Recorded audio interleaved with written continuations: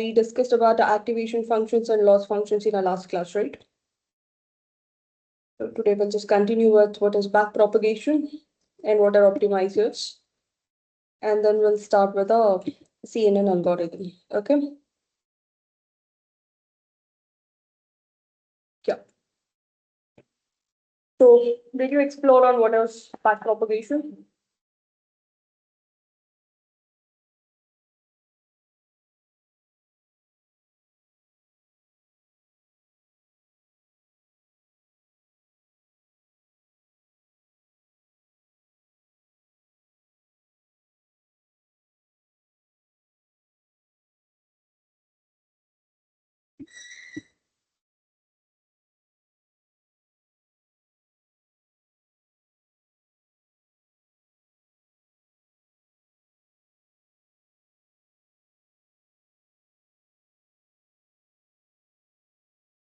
Okay. So basically, so far what we discussed was related to forward propagation and what process is going to happen with the forward pass. Okay. So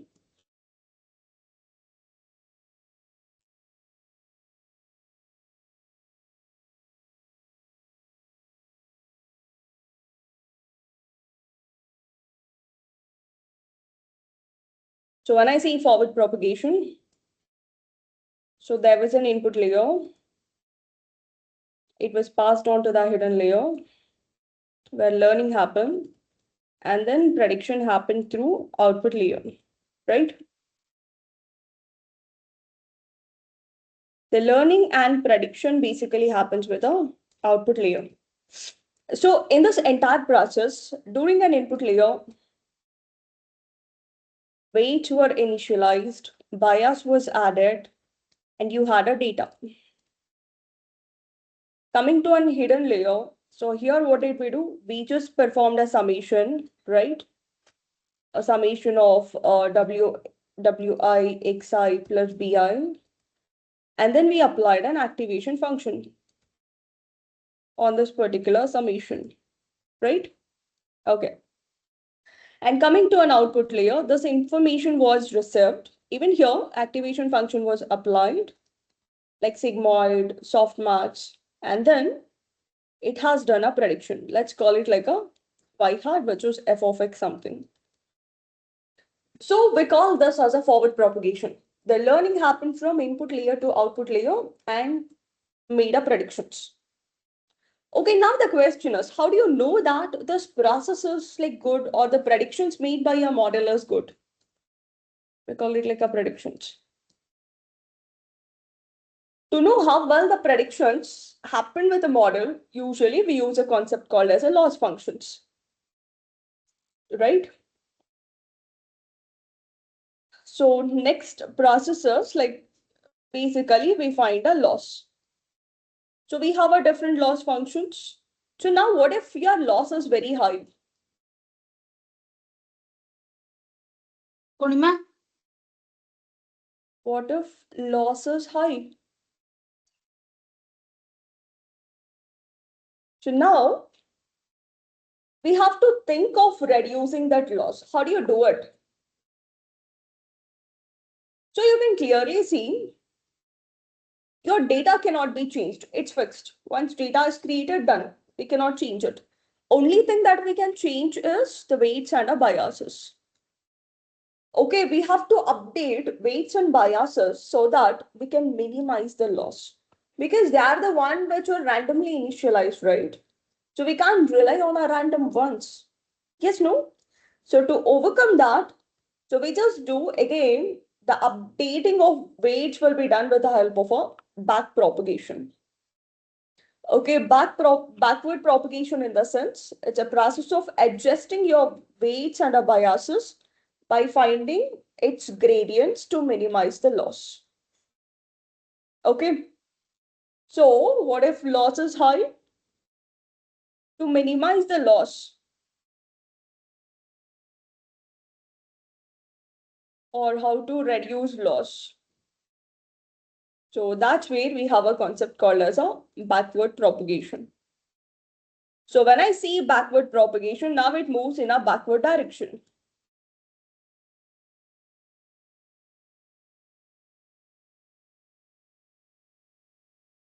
Okay.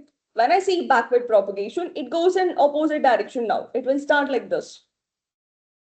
So from loss, it goes like this, like this, like this. Everything gets updated so that the loss gets reduced. So backward propagation in the sense, it's a process of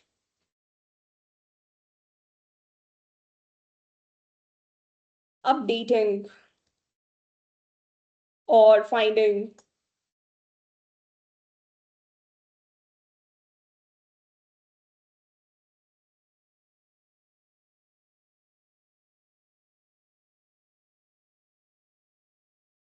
optimal values for M and C by finding gradient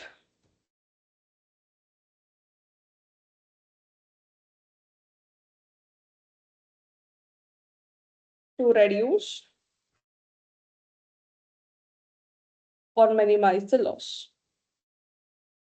A very important question usually people ask in interviews, what is back propagation? Understood. Forward pass happens from input layer to hidden layer to output layer where prediction is happening. Once prediction is done, there will be high loss. How do you minimize that? That's where backward propagation plays an important role, which helps in updating your weights and the biases. So you know weights and biases. I said like MNC, but you can say weights and optimal values for weights and bias according to this case.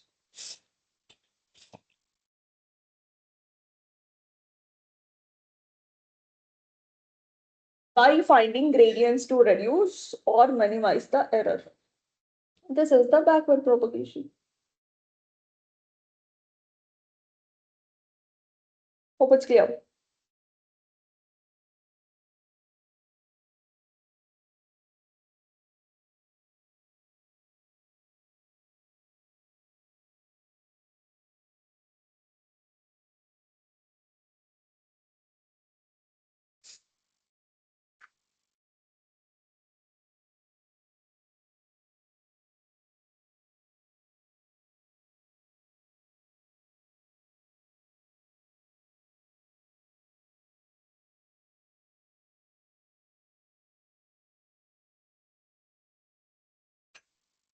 So next important thing is how do you reduce this loss? I mean, like how do you perform this updating weight?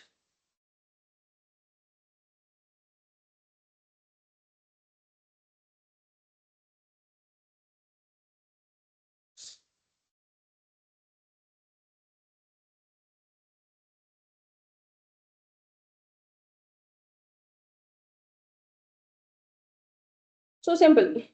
Let me explain mathematical intuition of a backward propagation, like how it's going to work. I said it's going to calculate a gradients. Gradients in the sense, you know, derivatives. It will be using a partial derivatives. So first, let's understand what happens with a forward pass. So usually when it comes to a forward pass, basically what happens? Forward pass in the sense like a forward propagation. Okay.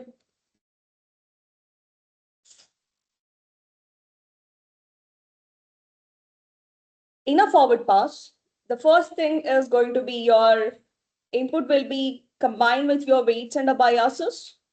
You will have this equation, right? And then it goes to hidden layer and then finally it makes up predictions like y hat equals f of z. Yeah, this is your input and this is your prediction. How do you compute a loss? Let me just go with a linear regression. How it will compute a loss? So losses, it's actual minus predicted whole square. So if you are taking a mean squared error, okay, if you are taking a mean squared error, it should be y minus y hat whole square. I'm not taking an average. Just let's say for single point we are doing. So n will be 1. I'm showing only with respect to one single point. Okay. So now what you have to do, you have to compute, in order to update the weights and the biases, you have to compute a gradient of loss with respect to a weight. This is a forward pass. So when it comes to a backward pass, basically you have to update weights and a bias.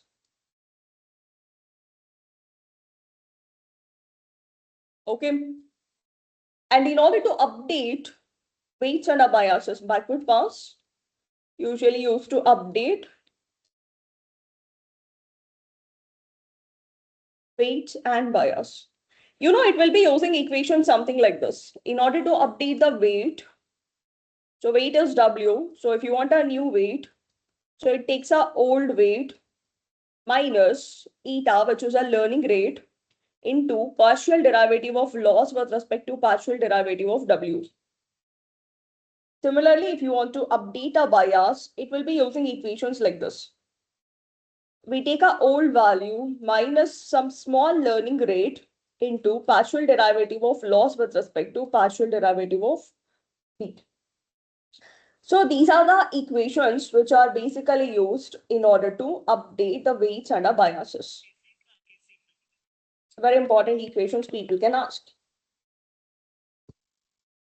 Equation of weight, equation of bias. Equations used to update weights and bias. Okay.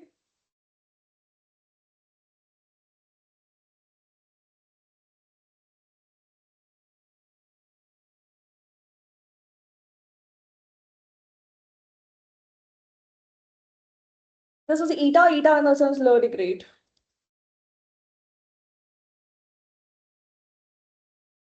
Learning rate. Okay. Yeah. So now the important thing is, how do you find the gradient? The major task is finding gradient of loss with respect to weight. So how to find it? So in order to find this, I'll be using a chain rule, okay? So based on what's happening in our forward pass, accordingly we'll try to build a chain rule. Okay, chain rule in the sense like instead of single derivative, we take a multiple derivatives. Simple. So I'll be taking reference as these three equations. These three equations are important to derive that the gradient loss function. These three.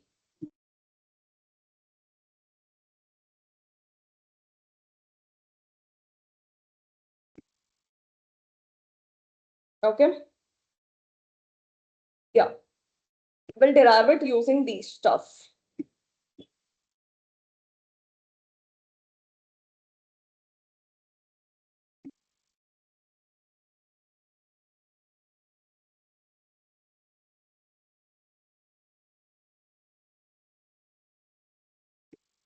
This is the reference I'm taking. Simple, okay. So directly I cannot find loss with a W. So for that, I'll be using a chain rule. So how does the chain rule is going to look like? Simple. So I'll take a loss. So loss has a variable y hat. First, let's try to find partial derivative of loss with respect to partial derivative of y hat. Into. Coming to a y hat is a function of z. So I'll make it like partial derivative of y hat with partial derivative of a z. Okay? Into. Next one. Coming to a z is a function of x. Sorry, z is a function of w, right? So I'm gonna write something like partial derivative of z with respect to partial derivative of w. Look, if I cancel out this, you will get back your partial derivative of L with W only.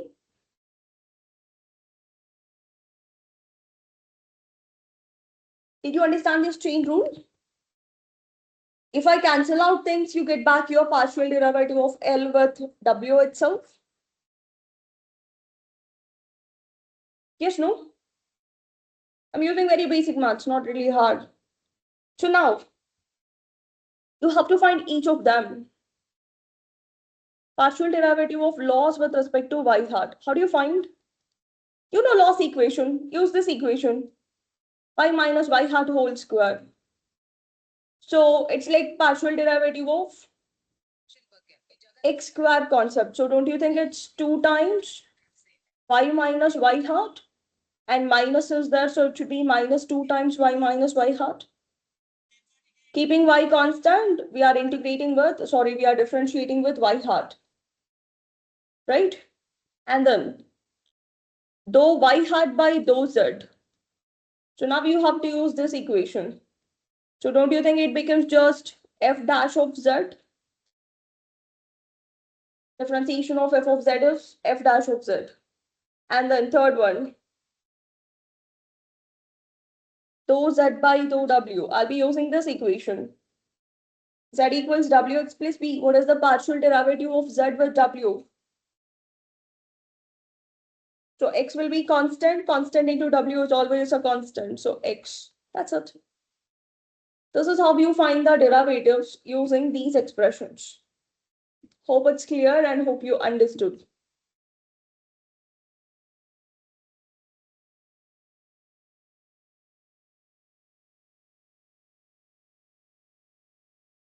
Just go through it. Any questions, ask it. Now we have to substitute. Just go through the process.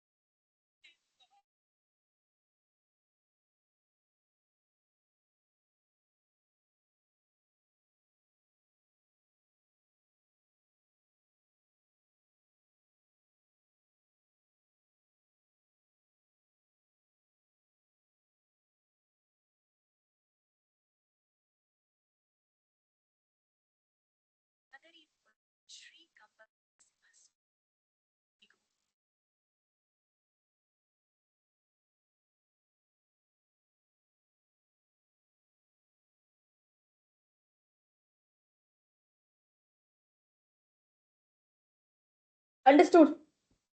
So now just substitute.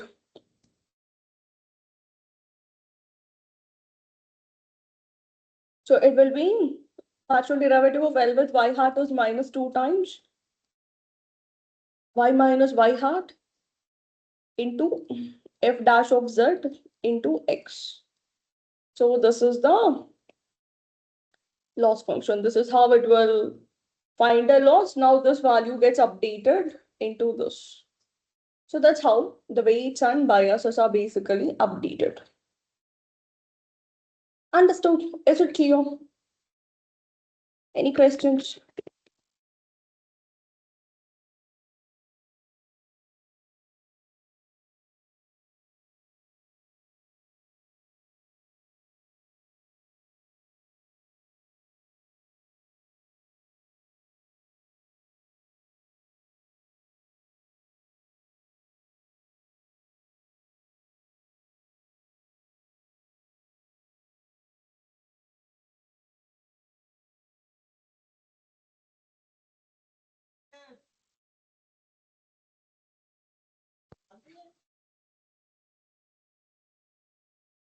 Got it?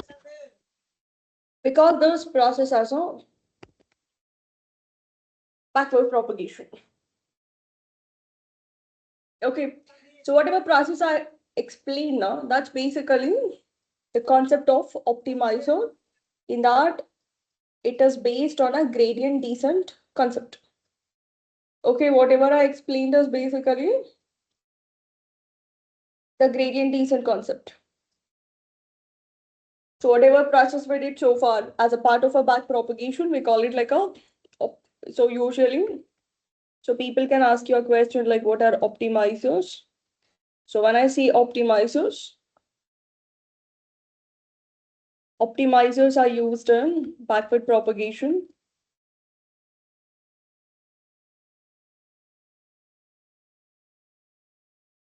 Are used in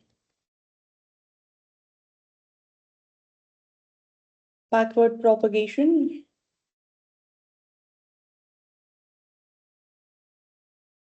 to find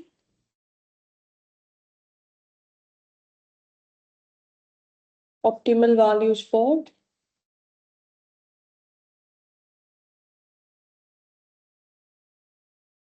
weights and biases. Okay, in that, whatever so far I explained is based on gradient descent optimizer.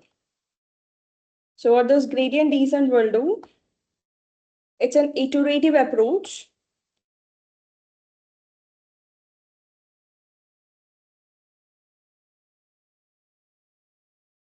It's an iterative approach. Starts with random weights and bias.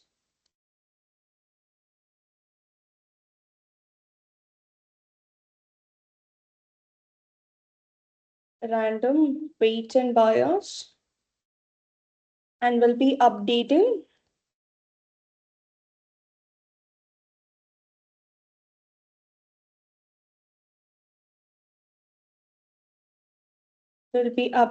continuously using gradients.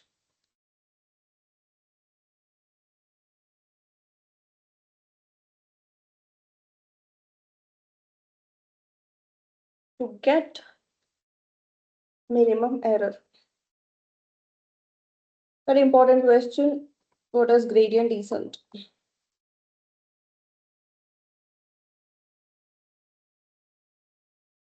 Okay, so basically what it does, let's say you will have a loss here and you will have a weight here. So it just starts with a random weight and a loss. Let's say, for example, initially loss will be high, right? Then we have to update it. It keeps updating like this. So every time it keeps updating like this, and we have to continue this process till we reach this global minimum. So we call this point as a global minimum where error is minimum.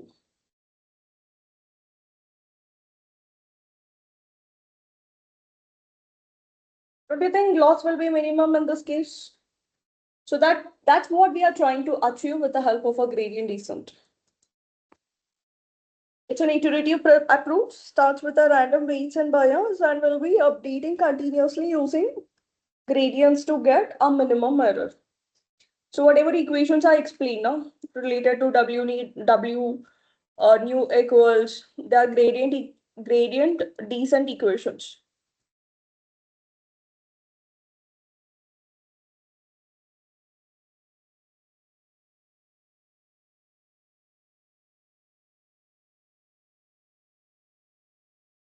Okay.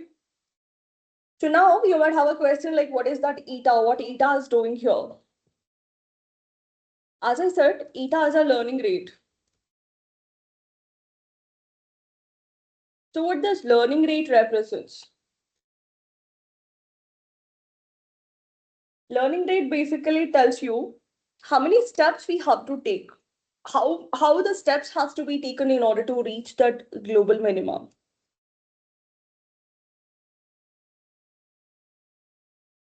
How steps are taken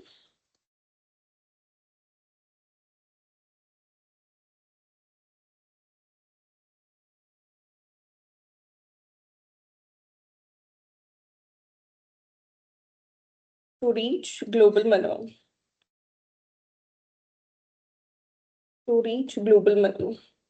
Let's say, for example, three conditions are there. Okay. Let's say, what if the steps taken in order to reach a global minima are like small? What if your learning rate is very small? What happens if your learning rate is like very large?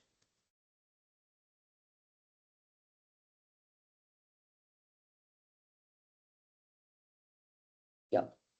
So what happens if the number of steps you are taking is like very small? So what happens in order to reach a global minimum? Will it be faster or will it be slower?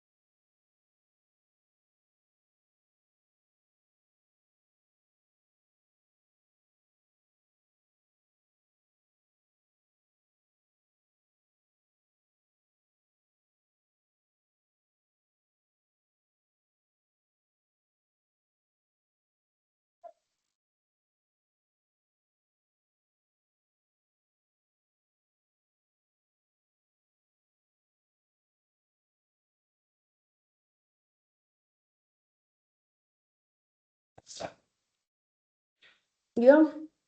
So basically, if learning rate is small, if you are taking a smaller steps to reach any destination, obviously it takes time.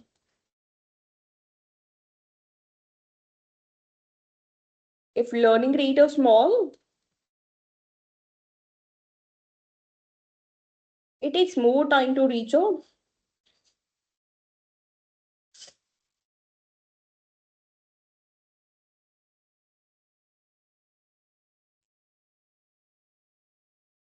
global minimum.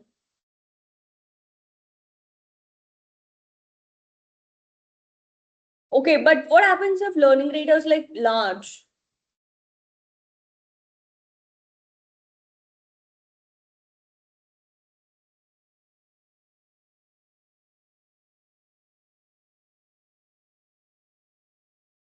It might overshoot. It might overshoot and never reaches the destiny.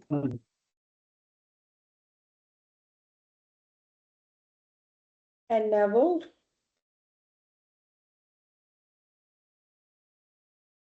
reaches the destiny. Okay, coming to the third case, it's always best. The best option is always this is not good, this is not good. The best option is always initially take a larger steps and then take slower steps when you're about to reach a global minima. That's the best option. Okay.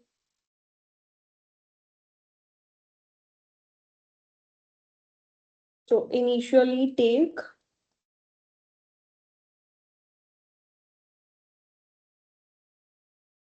larger steps and then take smaller steps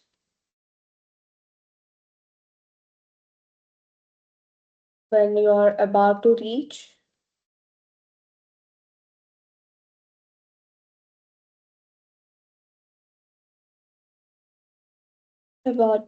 global minimum.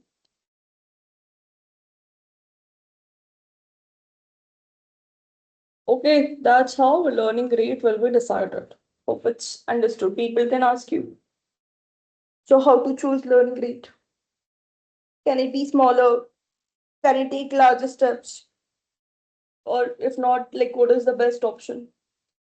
Always take larger steps initially and make it slow or make it a smaller steps whenever you're about to reach that particular testing. This is all related to a learning rate. Hope you got it. Tell me, apart from gradient descent, what are the different optimizers we have?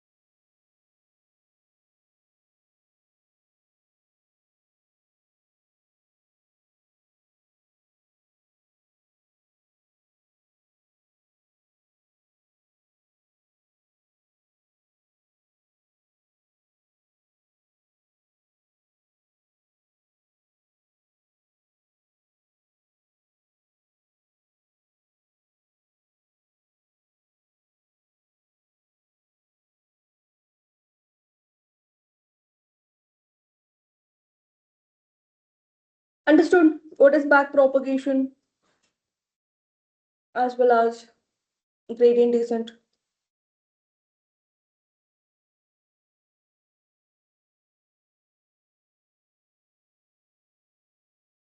Next one.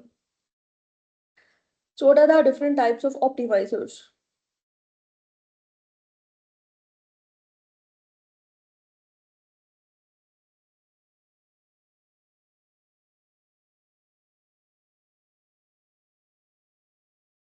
So we have a different optimizers. I'll be just listing. I want you people to explore on it.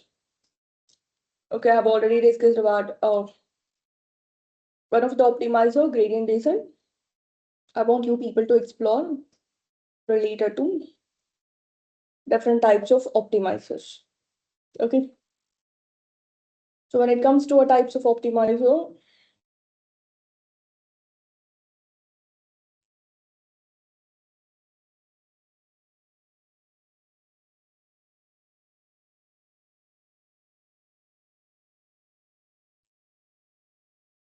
so we have stochastic gradient descent.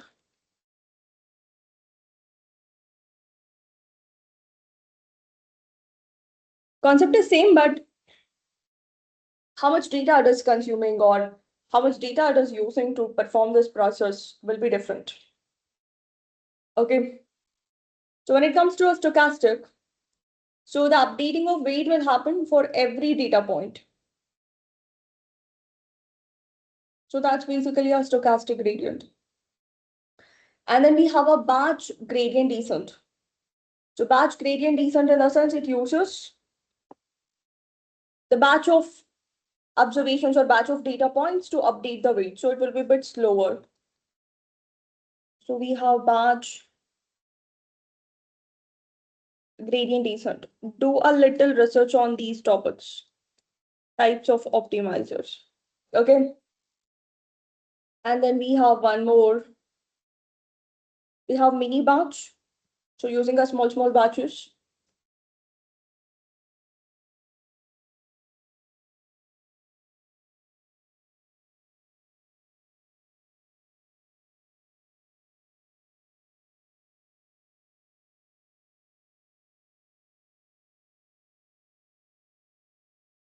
Mini batch gradient descent. And then we have momentum.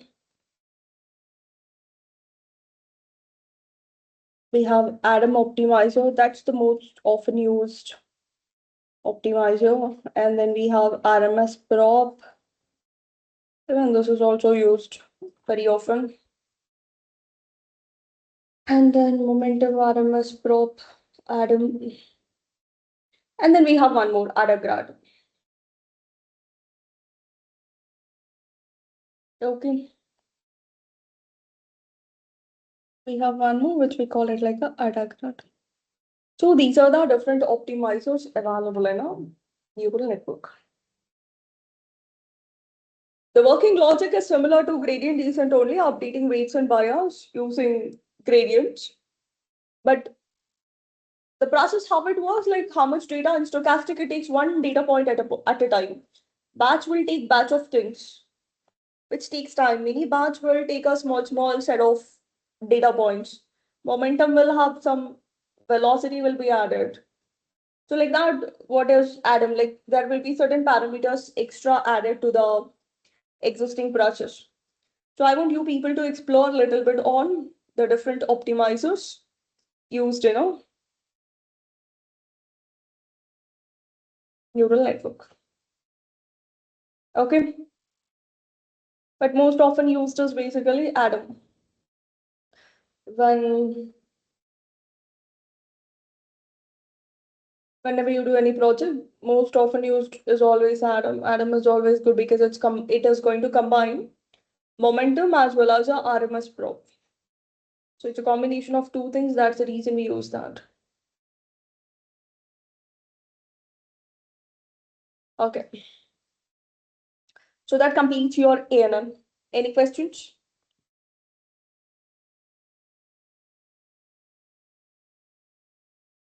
Important topics. People can ask question on what is perceptron. Can get questions on layers in ANN. How ANN works.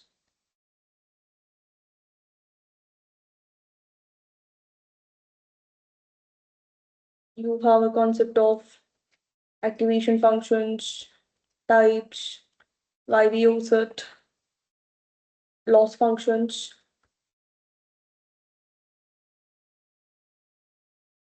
You can get questions on optimizers.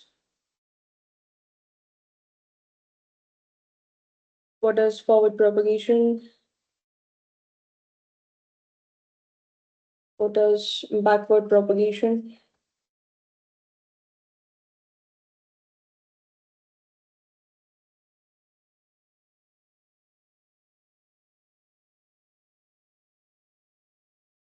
And then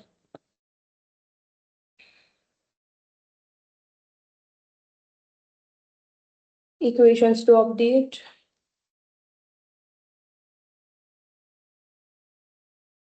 Weights and bias.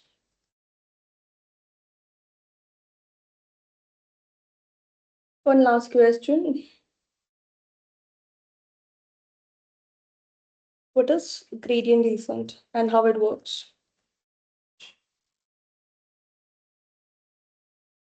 And also, what is Dine-Relu problem? And what is vanishing gradient?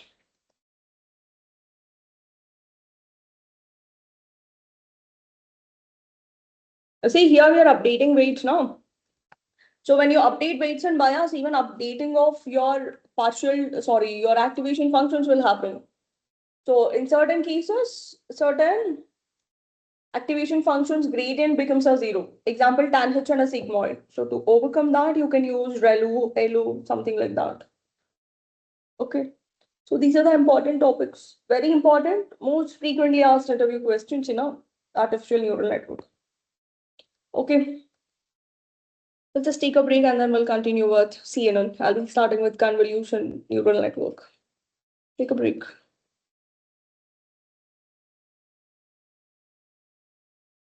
Theory implementation will do it in our next week, Monday, Tuesday. I'll show 2 projects on image classifications. Take a break.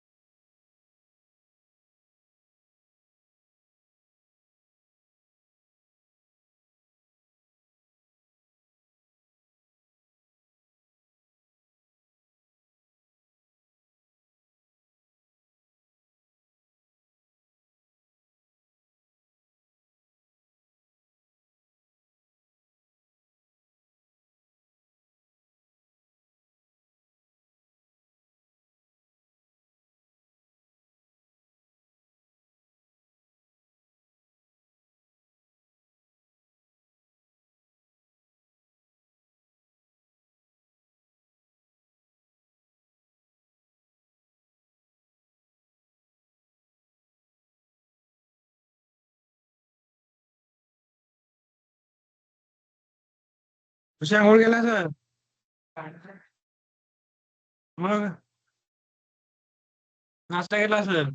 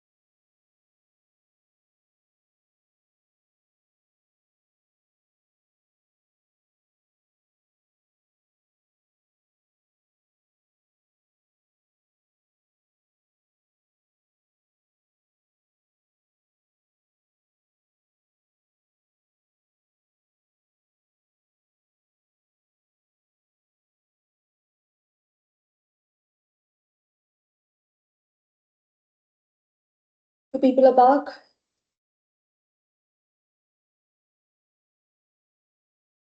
Okay. Tell me, what is CNN? Before I start with CNN, we'll discuss about what is deep learning.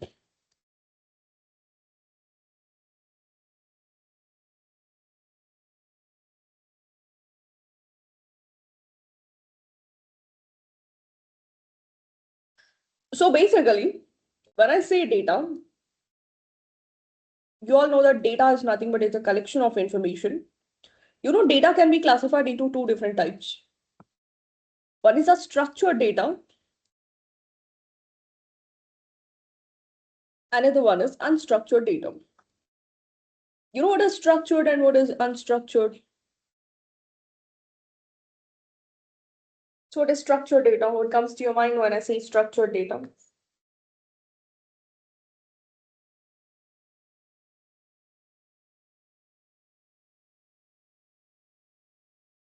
The data which is stored in rows and columns. Yeah. So structured data in the sense data which is stored in the form of a table. A table will have a different rows and columns. We call this as a structured data. And to handle such structured data, we use a concept called as a machine learning.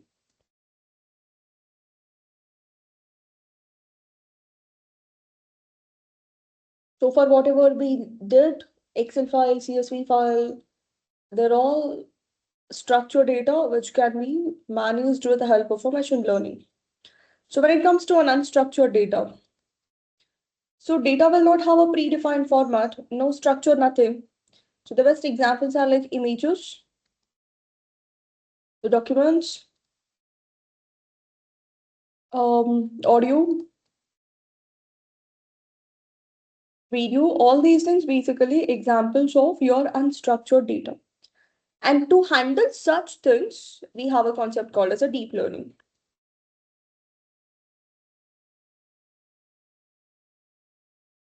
Okay. And also in that deep learning, we have different things. So first one is like artificial neural network, which we studied. Still, it deals with a structured data because it doesn't have a capacity to handle our images. And the second important thing, we have a convoluted neural network. Okay, which purely deals with your data.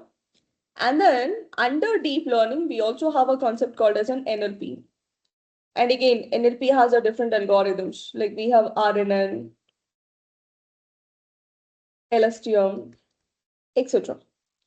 Okay, and then under NLP, so again, you see a concept called as a generative AI. This is how the cycle goes. Okay, overall, the vast domain is basically an AI, which is an artificial intelligence. Inside an AI, we will see our machine learning. Okay, inside a machine learning, there will be deep learning. Inside deep learning, there is an NLP. Inside NLP, we have a generative AI. This is how the cycle goes. Okay, so machine learning has a capacity only to deal with a structured data which is stored in the form of a table. Table in the sense different rows will be there, different columns will be there. But to handle unstructured data like images, video, audio, and all, we use deep learning algorithms like CNN.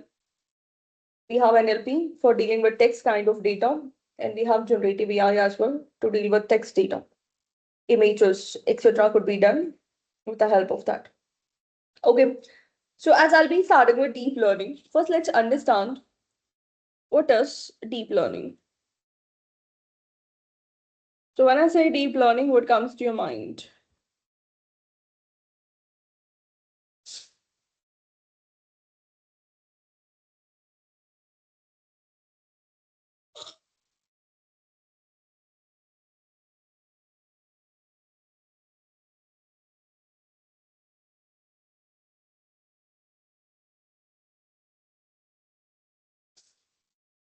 We call it like a deep learning.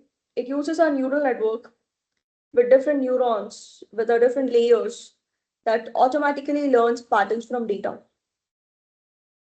Okay, deep learning is part of machine learning that uses neural network with different layers that automatically learn from a data.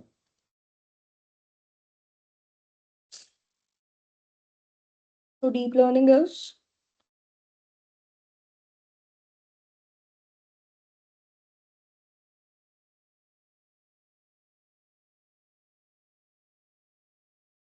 part of machine learning that uses neural network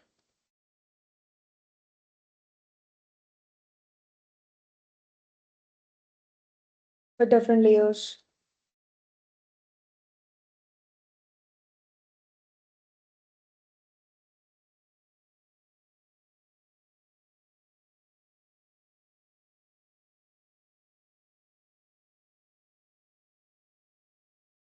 Which automatically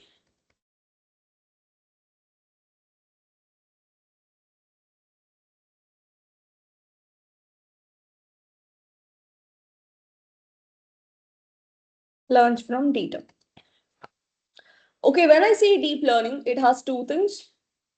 One is artificial neural network, already discussed. It has a three different layers. Forward propagation, backward propagation is going to happen, and especially used with the structured data.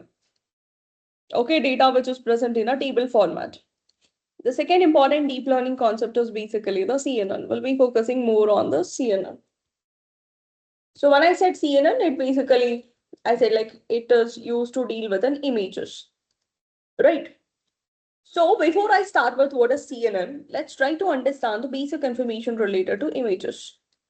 Can you tell me what is an image? Image is composed of what?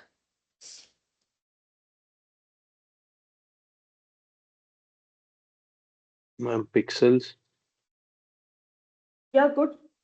So we all see beautiful images, but images are basically made up of pixels. What is the range of pixels?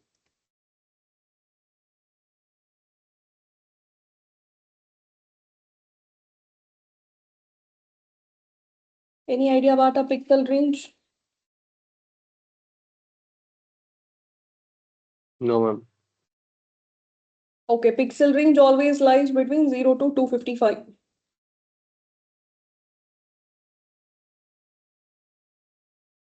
Pixel range, all the beautiful images that we see is because of these pixels.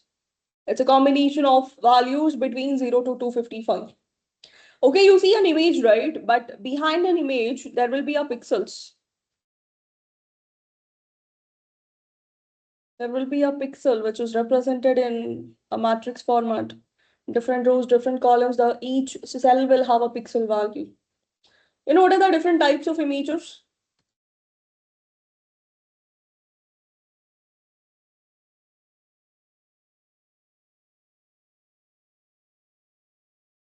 Types of images.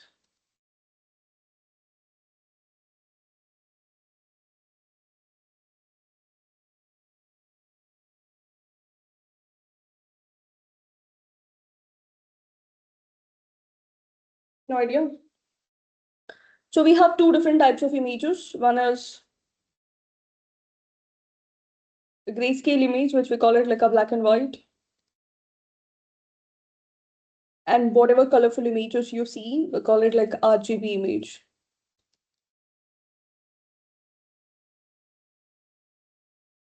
Okay, when I say grayscale image,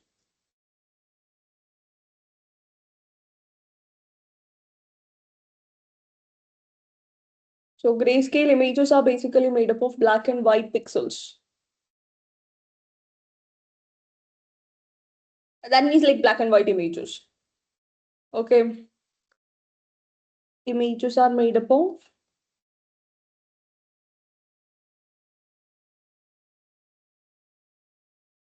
black and white pixels. You know what is the black pixel value? What is the white pixel value?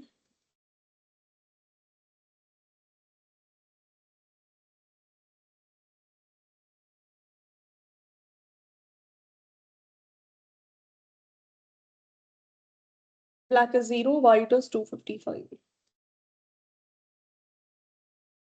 Got it? Next one. RGB scale. What is RGB?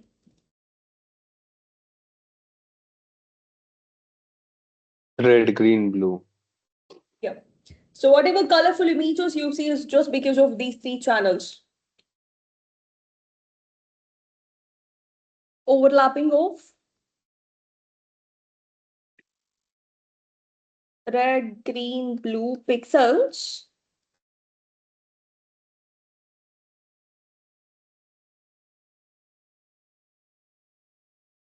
gives colorful images.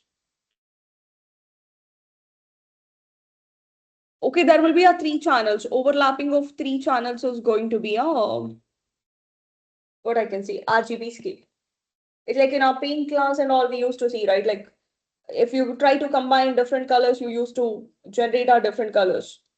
So same concept, a combination of these three will give you RGB scale. That is a colorful images. Any idea what is the pixel of red, green, blue? So when I say red, it's 255, 0, 0. When I say green, it's 0, 255, 0. When I say blue, it's a 0, 0, 255. This is related to image. What is an image? Different types of an image, pixel range, and also range of RGB. Hope it's clear.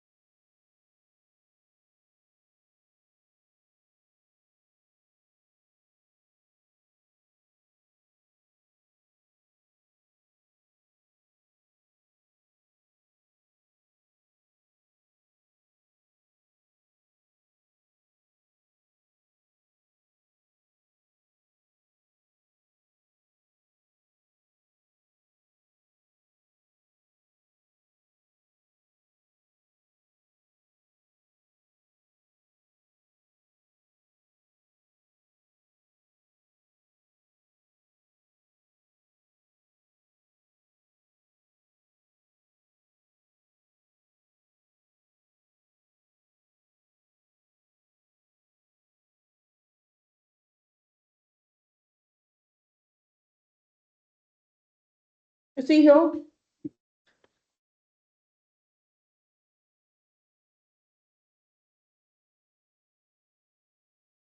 I said zeros are black pixel,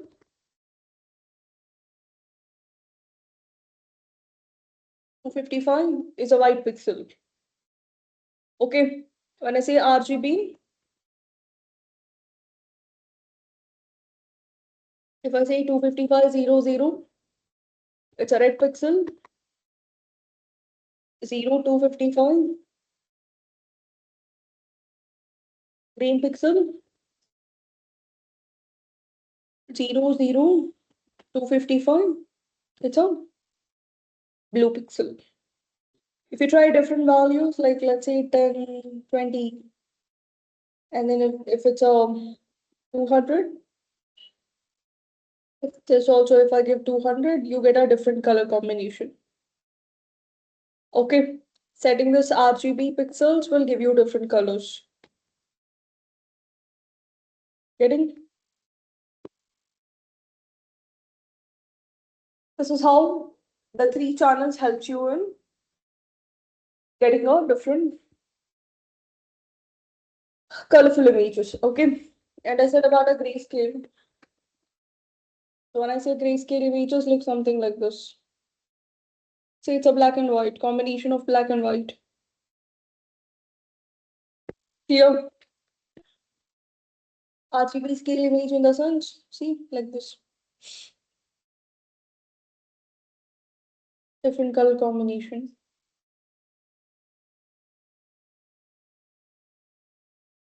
Overlapping of different colors basically gives you the colorful images.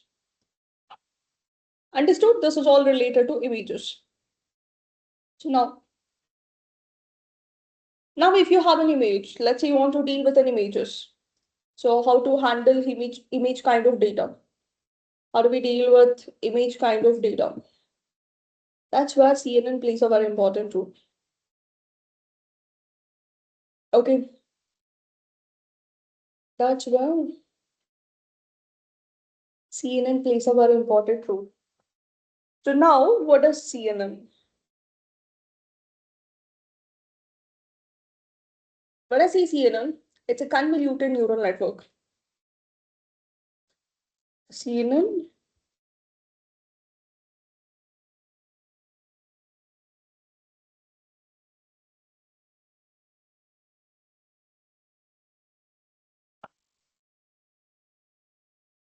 So CNN is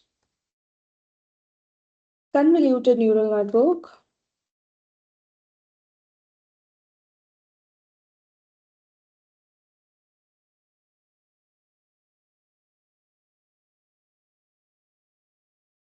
Comes under deep learning.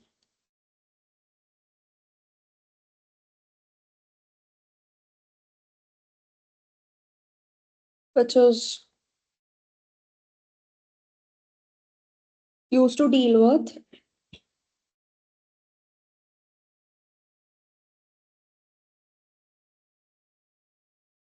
images such as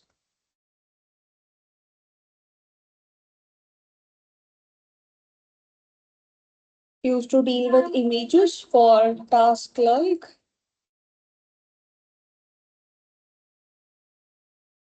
image classification. Let's say you have an image and you have to classify that image.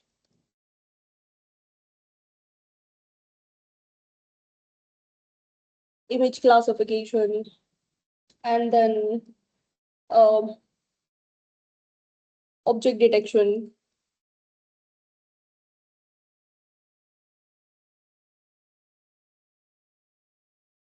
And then segmentation. For all these tasks, usually we use CNN concept. That's related to CNN.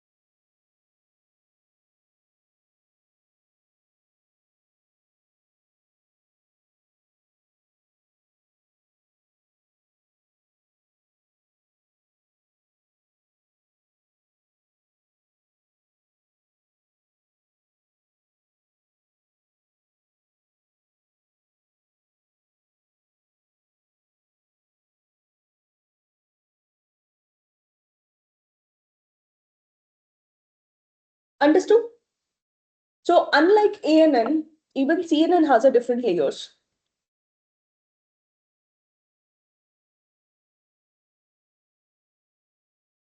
So can you tell me what are the different layers available in CNN? Any idea?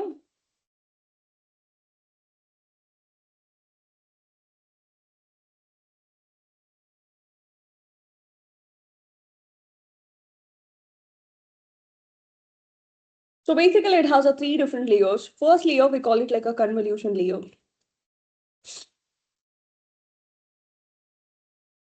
Okay. Second layer, we call it like a pooling layer.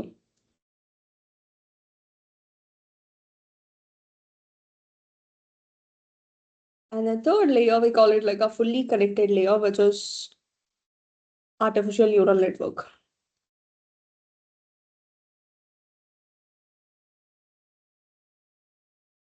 fully connected layer, which is ANN,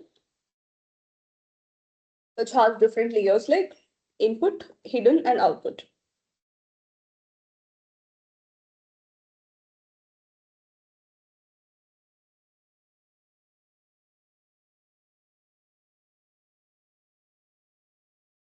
Okay, so these are the three different layers available in a CNN.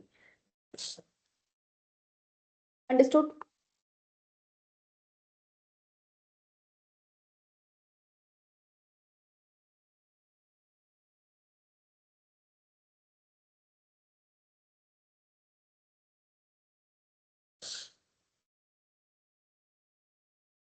Let me explain the steps that is going to happen in a CNN. You might ask me a question, why can't we use ANN with our images? You know, when it comes to an ANN, fully connected layer, it requires an information, it requires a features to do training, learning, or to make a predictions. When it's an image, artificial neural network alone doesn't have a capacity to extract the features of an image. Okay, so to extract the features of an image, we use this convolution layer and a pooling layer. Once it extracts the information, that will be sent to the fully connected layer where actually the learning will happen. Okay, these two steps will involve in extracting important features from your image, and then it will be sent to your ANN where learning will happen. So here learning prediction will happen. Understood? So when it comes to a working procedure, like how CNN works,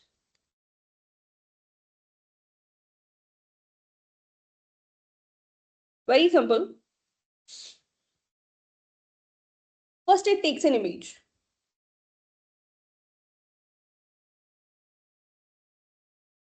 It takes an image. Second thing, it will convert image to pixel.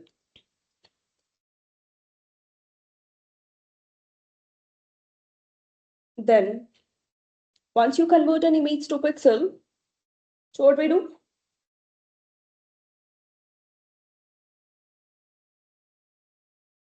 So it applies a convolution layer.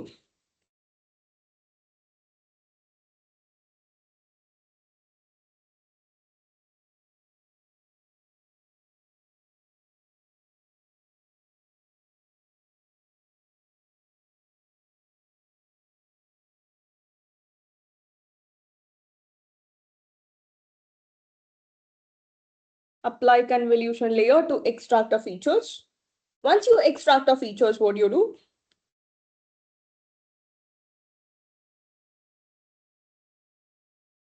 Apply pooling layer.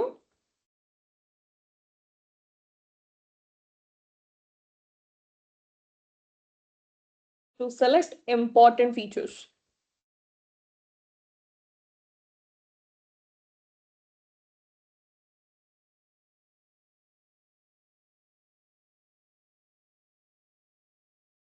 And then repeat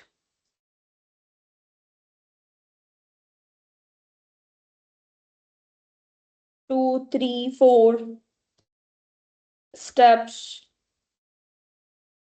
for all images.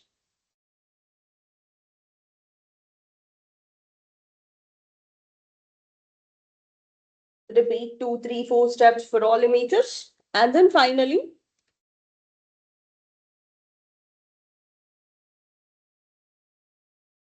flatten features to one dimension.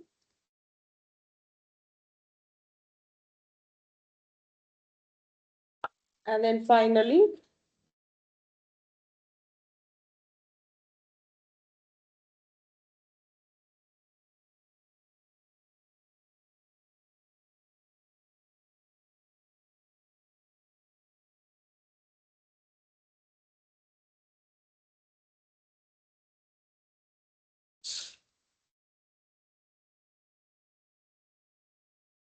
pass all features into fully connected layer. Okay.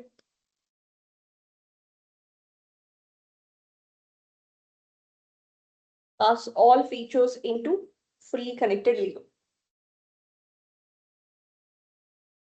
pass all features into fully connected layer.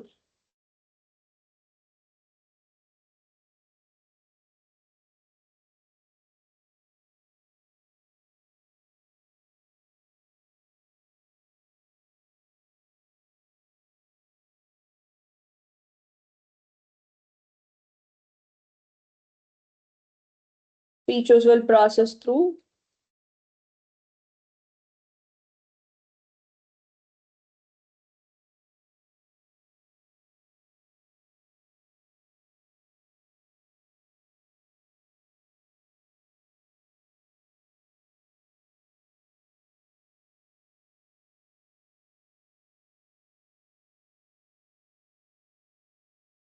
hidden layer and output layer to make predictions.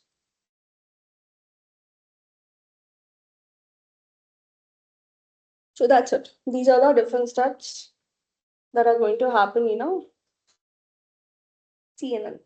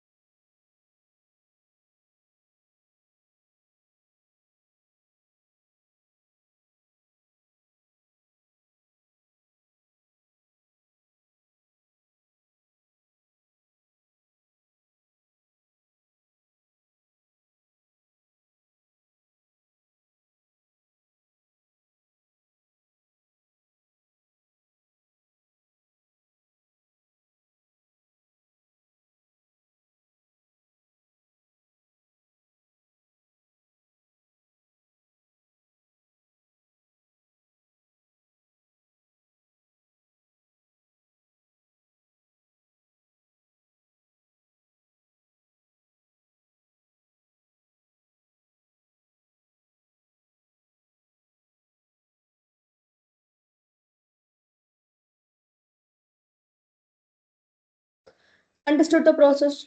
Is it clear?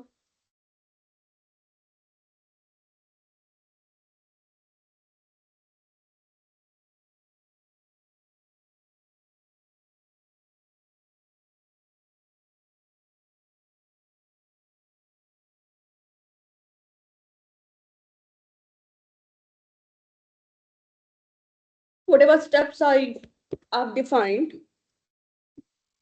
so this is how it's going to happen.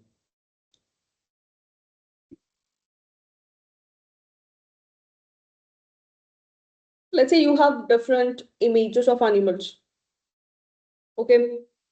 So what's happening? We're taking an image, it converts into a pixel, and then convolution layer will be applied along with pooling. Like that convolution pooling can be repeated multiple times. And then finally we flatten it, which would be sent to the fully connected layer, wherein you'll have a layer which receives information, sent to the hidden layer where processing will happen, and finally sent to the output layer. So in output layer, the prediction will happen. So it will tell you whether a given image is horse or it's a zebra or it's a dog, something like that. That's how image classification is going to work. Okay. So now you might have a question like, what is convolution? Like, what is going to happen within a convolution? Any idea what is convolution? So convolution plays a very important role. Since we didn't have this layer in our artificial neural network, so it couldn't handle our images. Okay. This is very important factor in our deep learning. So we call it like convolution layer.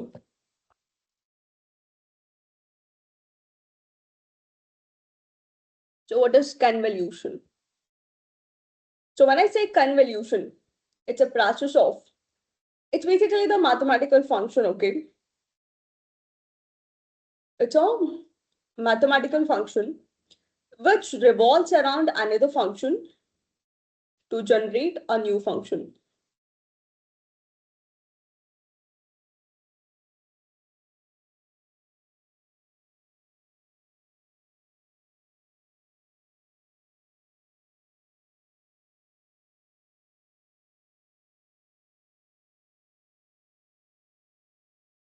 It's a mathematical process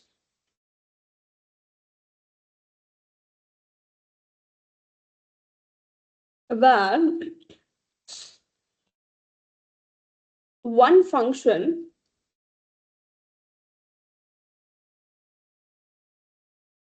revolves around another function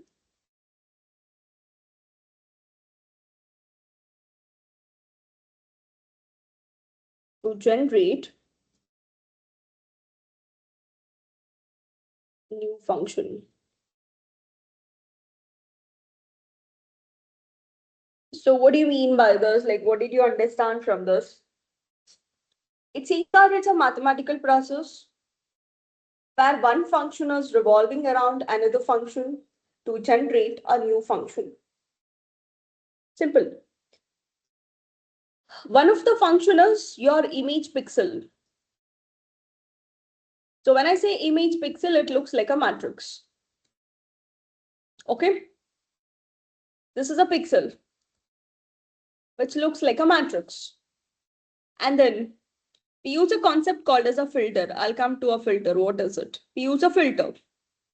So when this filter revolve around this particular image, revolve in the sense, this is one matrix, this is one matrix. So can I perform a matrix multiplication? Yeah. If you perform matrix multiplication with two different matrices, what will be the end result? Again, it's a matrix. So that's the reason we call it like a mathematical process where one function in the sense of pixel will be revolved around, your filter will revolve around your pixel so that it generates a new function. We call it like a matrix, which is a convolved map. Understanding? Matrix multiplication of two matrix will give you one more matrix. That's a convolution process. Now you might have a question like, why do we use this convolution process? Convolution is very much important because, so when you are given with our images, you cannot use images directly to train a model. Your model will not understand. It requires a features. Let's say you have a dog image. Whenever you perform this image classification, it's your responsibility to extract the features of a dog. Only based on the features of a dog, we can predict whether that image is dog or something else. That's how even we do, right? We just use the concept of vision. So this convoluted neural network is also kind of mimicking a human vision, where the way how we capture images, the way we try to understand images, the similar process has been used even in this convolution process. Okay, so convolution helps you in extracting the features of an image. When I say features, eyes, ears, legs, hands, so how do we extract that? In order to extract those features from an image, we have a concept called as a filters. Okay, we have a concept called as a filters.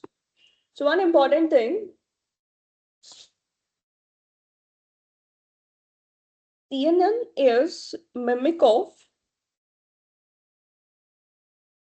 human vision. Human vision in the sense the way we see images, the way we detect it, similar concept has been used here. So when it comes to a convolution, so convolution basically used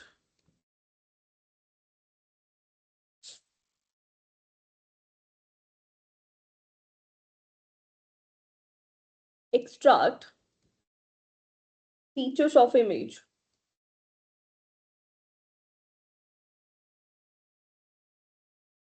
Using the concept called as a filters. Okay, so now what are filters?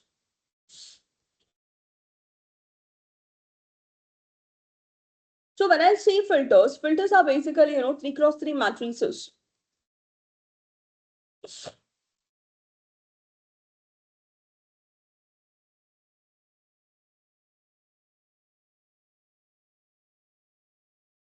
Which revolves around your image.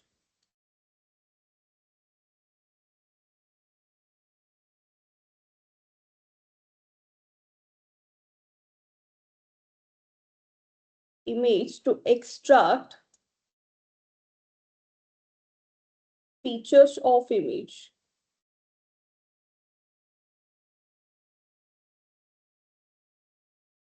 When I say features of image, let's say, for example, you have a dog image. When I see dog, extracting eyes, ears, nose, the shape, structure, legs, hands, etc. So capturing all these informations is done basically with the help of a filter, and we call that particular process as a convolution process. Okay, to extract these features of an image, we have a different filters, which I'll discuss in our next class. We have a different filters. When you have filter and a pixel, it performs a element-wise matrix multiplication. So it creates a new matrix for you, which includes only the features of an image. So when I say images, we need only the things which are important. Let's say you are looking into my screen now. So your focus is on what?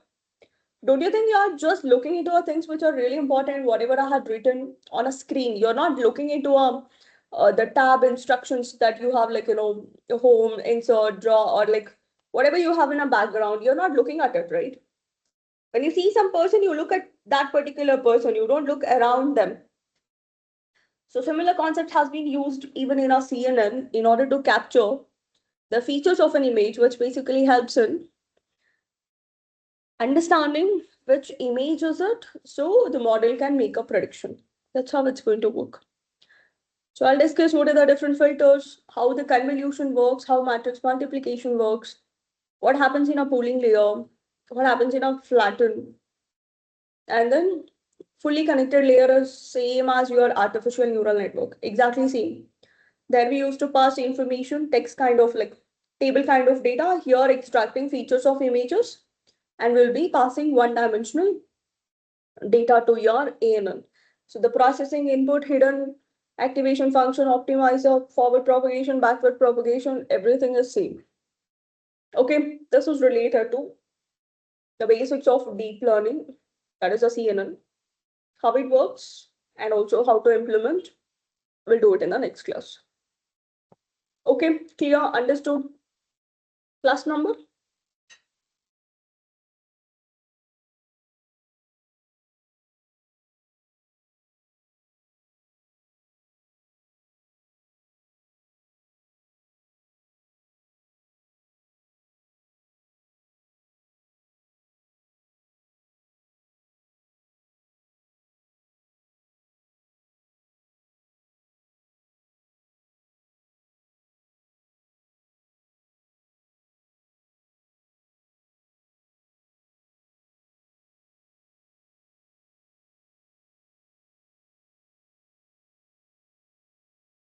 $25, okay.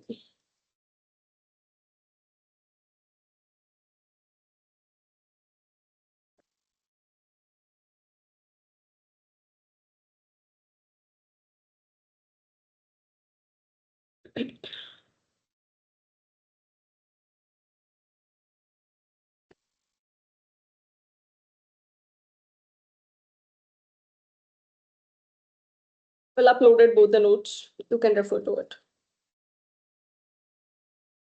Thank you. Thanks for joining. We'll catch up on Monday to continue rest of the things. Happy weekend.